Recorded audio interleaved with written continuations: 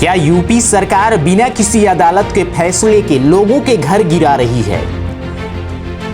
क्या बुलडोजर राज कानून से ऊपर हो गया है?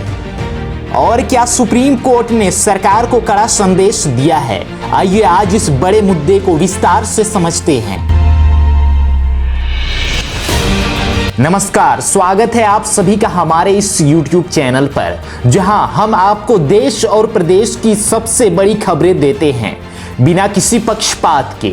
अगर आपने अभी तक हमारे चैनल को सब्सक्राइब नहीं किया है तो जल्दी से कर लें और बेल आइकन दबाएं ताकि कोई भी अपडेट मिस ना हो।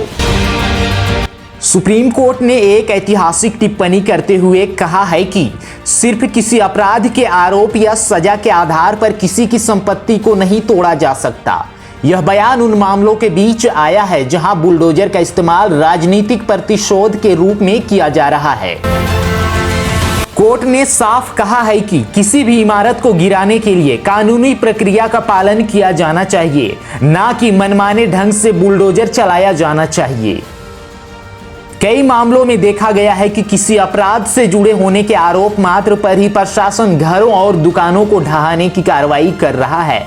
लेकिन सवाल यह है कि क्या यह न्याय संगत है और क्या यह संविधान के मूल अधिकारों के खिलाफ नहीं जाता?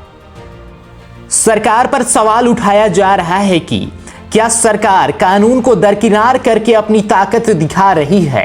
विपक्षी दलों और मानवाधिकारी संगठनों ने इस पर कड़ी प्रतिक्रिया दी है। वे सरकार पर आरोप लगा रहे हैं कि बुलडोजर का इस्तेमाल एक विशेष समुदाय और विरोधियों को डराने के लिए किया जा रहा है। कई जगहों पर ऐसे मामले सामने आए हैं जहां प्रशासन ने बिना किसी पूर्व सूचना के ही लोगों के घरों पर बुलडोजर चला दिया। स्थानीय निवासियों का कहना है कि यह सरकार द्वारा की गई एक तरफा कार्रवाई है और इसके पीछे राजनीतिक मकसद है।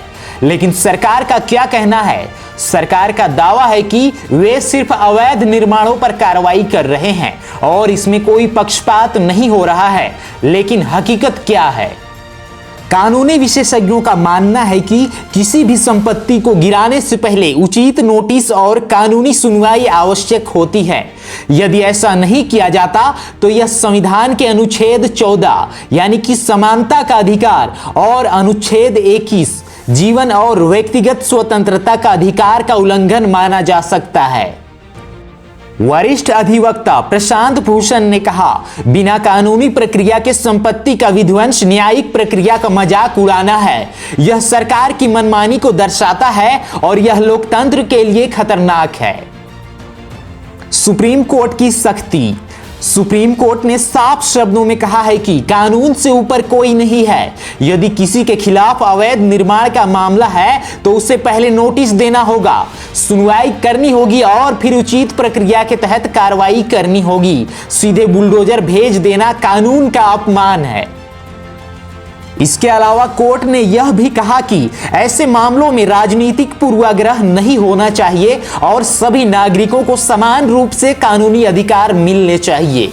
यदि किसी व्यक्ति का निर्माण अवैध है तो उसे भी उचित अवसर दिया जाना चाहिए कि वह अपने पक्ष को रख सके।